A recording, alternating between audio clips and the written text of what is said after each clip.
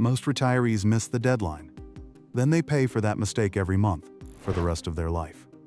Did you know a 2-year delay on Medicare Part B costs over $8,000 in extra premiums? And that this penalty has no expiration date? Today we are going to walk through exactly how the late enrollment penalty works in 2026. Who gets hit, who is protected, and the 3 traps that catch the most people.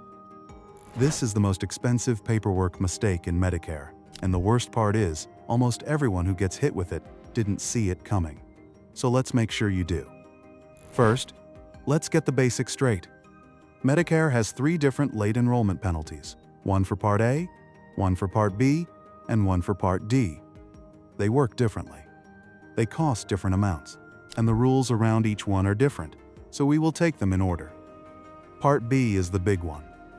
Part B covers doctor visits, outpatient care, and most of the services you will actually use in retirement.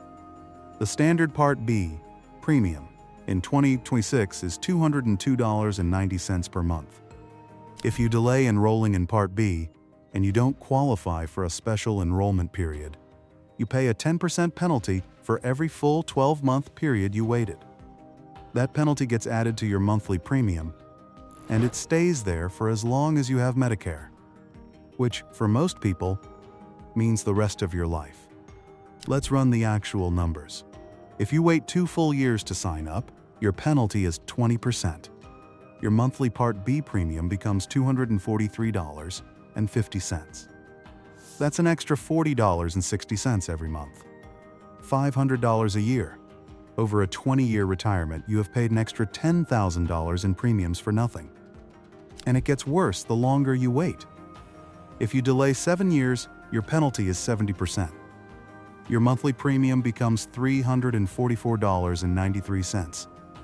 That's over $1,700 in extra premiums every year. For life.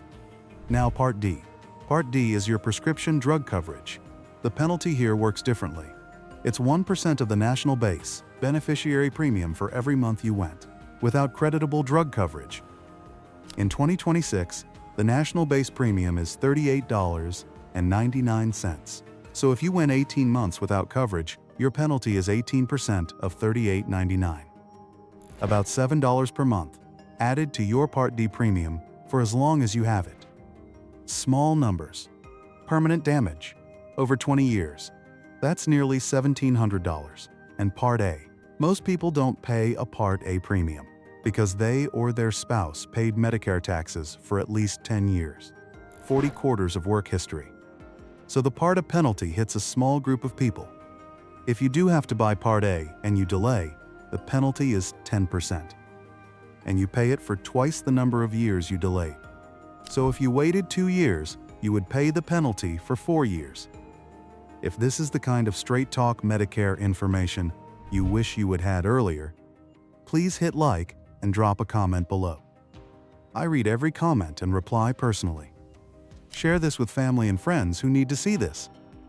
And don't forget to subscribe, because we put out several new videos every week. Drop a comment if you are approaching 65 and you are worried about timing.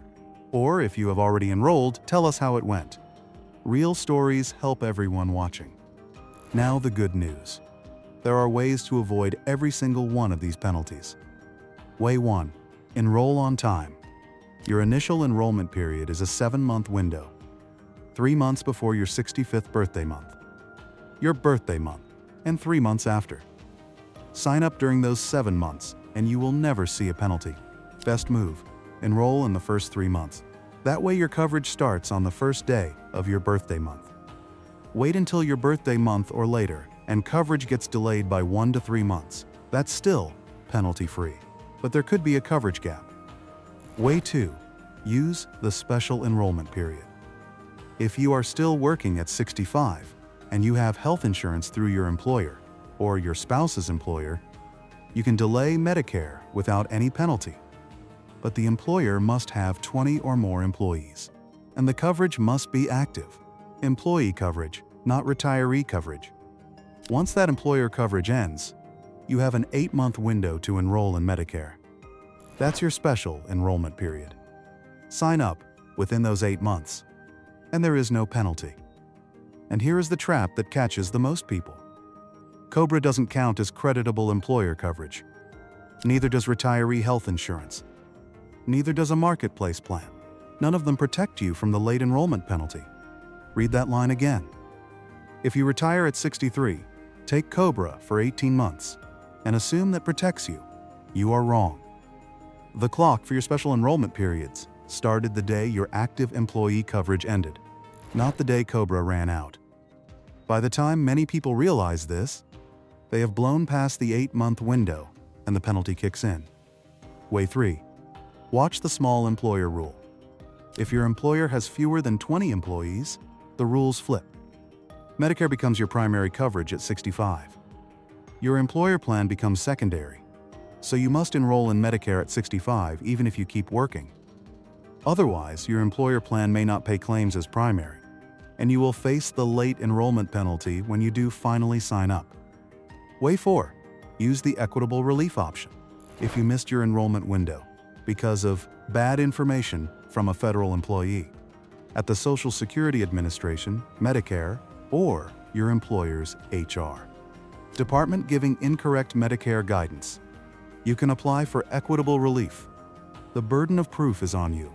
Approvals are uncommon, but if you have documentation, it's worth filing. And here is the move that genuinely saves people. 6 months before you turn 65, call your employer's HR department and ask one specific question. Quote, "Does my health plan count as creditable coverage for Medicare purposes?" If they say yes, get it in writing. Email is fine. If they say they don't know or aren't sure, that's your warning sign. Enroll in Medicare anyway during your initial enrollment period. Better to pay a small Part B premium for a few months than a permanent penalty for life. Now what to do if you've already missed the window. First, don't panic. The penalty is calculated based on full 12-month periods. If you missed by 10 months, no penalty yet. You can still enroll during the next general enrollment period, which runs January 1st through March 31st every year. Second, gather evidence. Did anyone at the Social Security Administration give you wrong information? Did your employer mislead you about creditable coverage? Document it. File for equitable relief. The SSA processes these requests, and approvals do happen for clear-cut cases. Third, enroll immediately. The penalty doesn't shrink while you wait. It grows. Every 12-month period you delay, that's another 10% stacked on top of your premium. Forever. All right, let's lock this in. The Medicare Late Enrollment Penalty is permanent. Part B is 10% per year delayed, calculated against the standard premium of $202.90 in 2026. Part D is 1% per month delayed, calculated against the national base of $38.99. Part A is 10% if you have to buy it, paid for twice the years you delayed. Avoid them all by enrolling during your 7-month initial enrollment period, using the 8-month special enrollment period after active employer coverage ends, and never trusting COBRA or retiree coverage to protect you. And if your employer has fewer than 20 employees, enroll in Medicare at 65 no matter what. If this video helped you, please give it a like and drop a comment below. I read every single comment and reply personally to your questions. Send this to family and friends who need to see this. And make sure you subscribe, because we put out several new videos every week. And the next video you should watch is our deeper breakdown. The real difference between Medicare Plan G, Plan N, and Advantage. Once you've enrolled on time, the next decision is which plan fits your situation. Make sure to subscribe so you don't miss it.